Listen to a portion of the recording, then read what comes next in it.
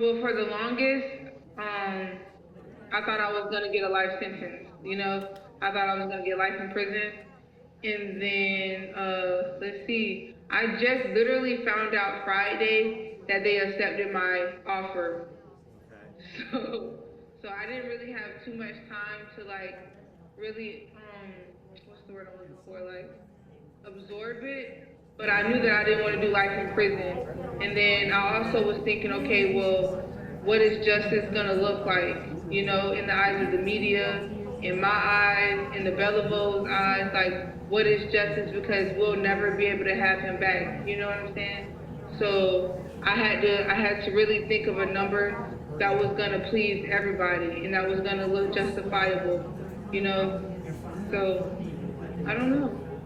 I'm still trying to deal with it. Talk about, your finding God, and how did that help you to come to this decision? Okay, so I was raised in the church when I was younger, but I always felt like I believed in God because my mom believed in God, like what my family believed in God, and I didn't know God for myself.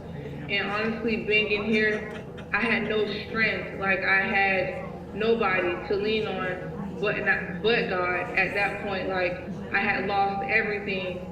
So it got to the point where it's like, okay, either I'm just gonna be miserable and continue to be miserable, or I'm gonna trust in God and actually like follow through with it. And it's the best thing I've ever done in my entire life. Talk about what you want people to know about Charisse Stinson. I mean, people look at you like a monster, a baby kid. Yeah. So for a while, I called myself that. For a while I hated myself. But I'm not the person that I was when I walked in this jail. I'm happy, I'm loving, I'm caring, I'm sympathetic, I'm kind now, and I wasn't a kind person before, and I can admit that for myself, and I'm actually kind, and it's crazy because I have so many women in here that actually applaud me on strength, and I'm like, don't give me that, because that comes from God and God alone, because without God, I would not have strength. There's a lot of women in here that just want to give up, and they're facing county time. You know what I'm saying? Like they've never even walked a mile in my shoes, and they want to give up. And I haven't. And the only reason why I haven't given up is not because of me. It's because I owe my son that. I owe him strength. I owe him to change, because if I didn't change, none of this would matter. So I owe him that. I do that for him. I couldn't protect him the way I should have. So this is my way of giving back to him. Talk about what took you down that dark road that day. What was it? What can we all learn from the hell that you went through? It's really hard when you don't have support. Like when you don't have anybody, and I had nobody. It was just me and my son, and I was already pregnant, and I was suffering through postpartum depression from my previous pregnancy, and I didn't know what postpartum depression was, because in Black households, they tend not to believe in suicide or depression and stuff like that, and it's wrong to even have that mindset, But I was going through a lot of depression. Like, I didn't want to be here. So at the time, I didn't want to be here. So it was just like, I was just in a dark, I hated everything. I hated life, I hated myself. I didn't know how to love anybody. But I love my son, and I'm so disappointed in myself, because he did not deserve what happened to him at all. No child deserves that, And I pray to God that the Jordan law prevents this from happening. I pray my situation prevents this from happening.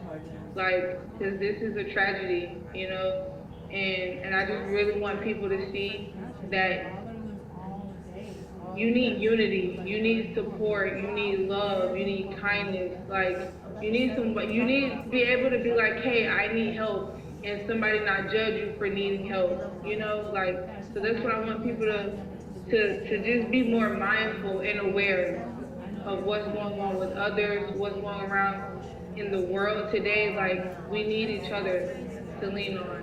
Well, that's what I was going to say. Is it seems like I mean, other young mothers could learn from what you went through and just ask for help.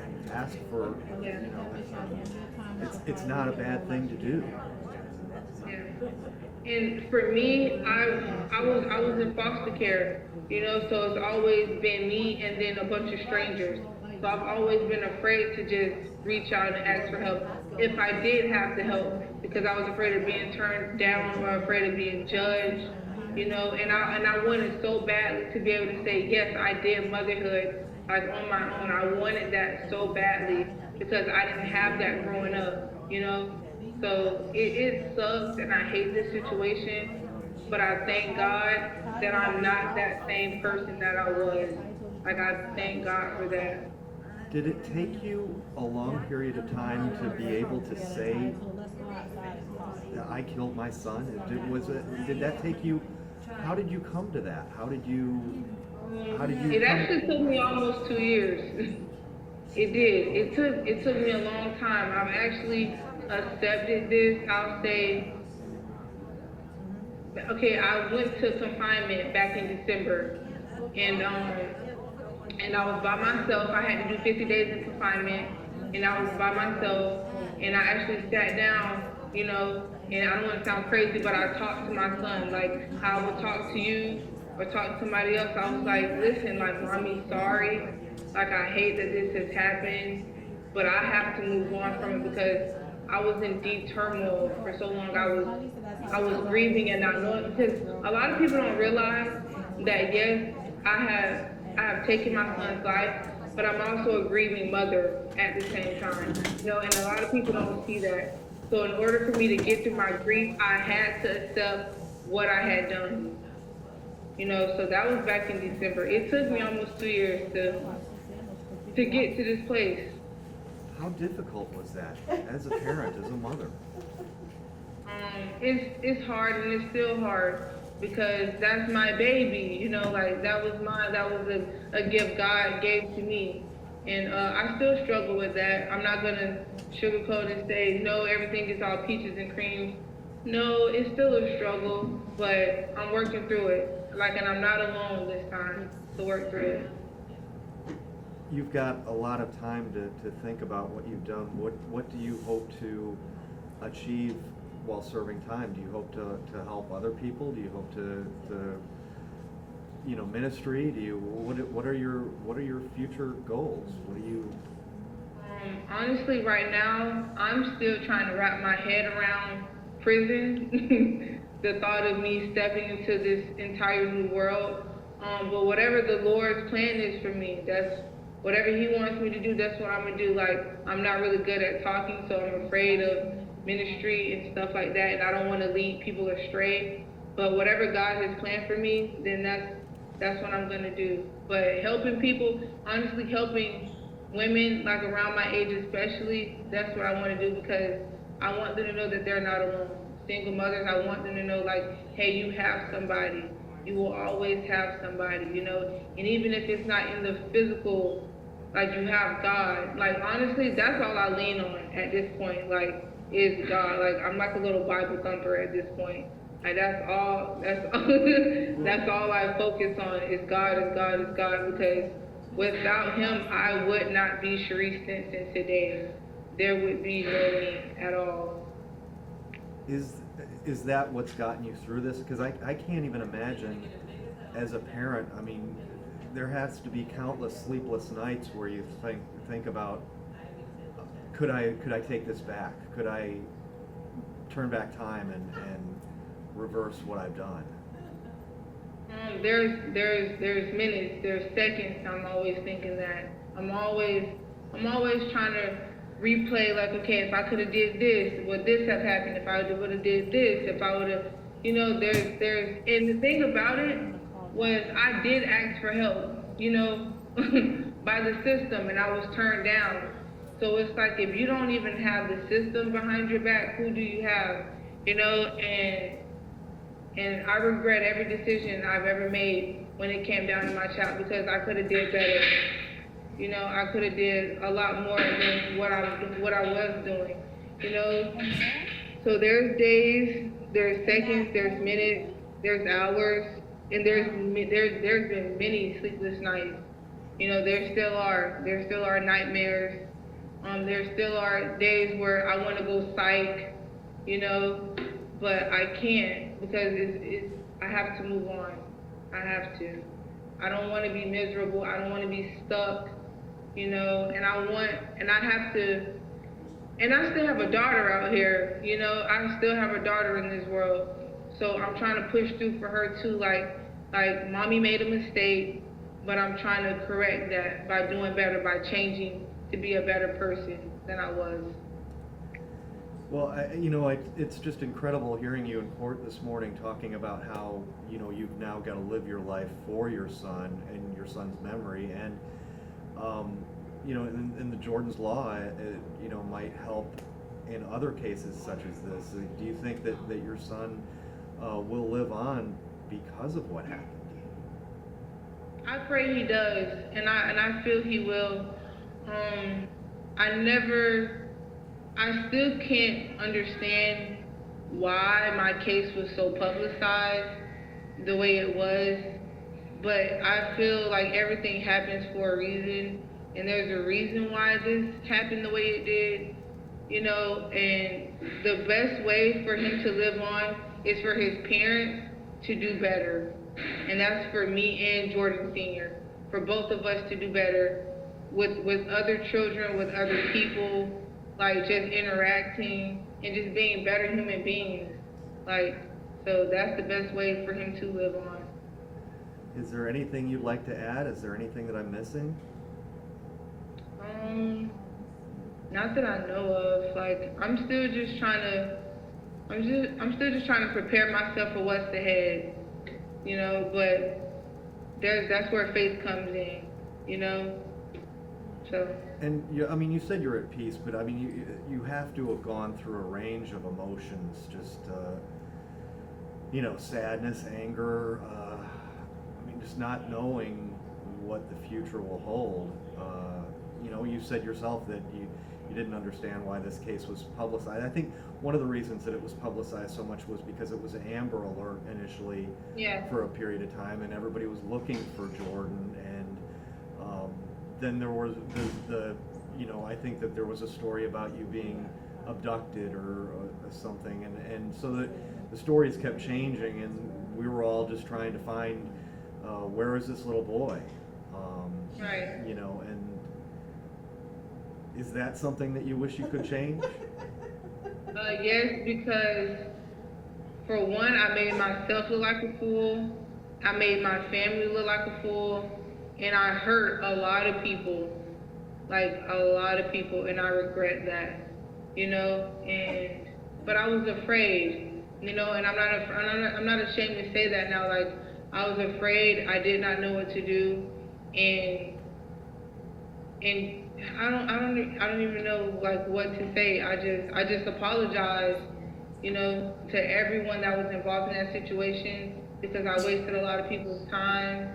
You know, and I apologize to the dad, you know, because he deserved to know, you know, so I just apologize.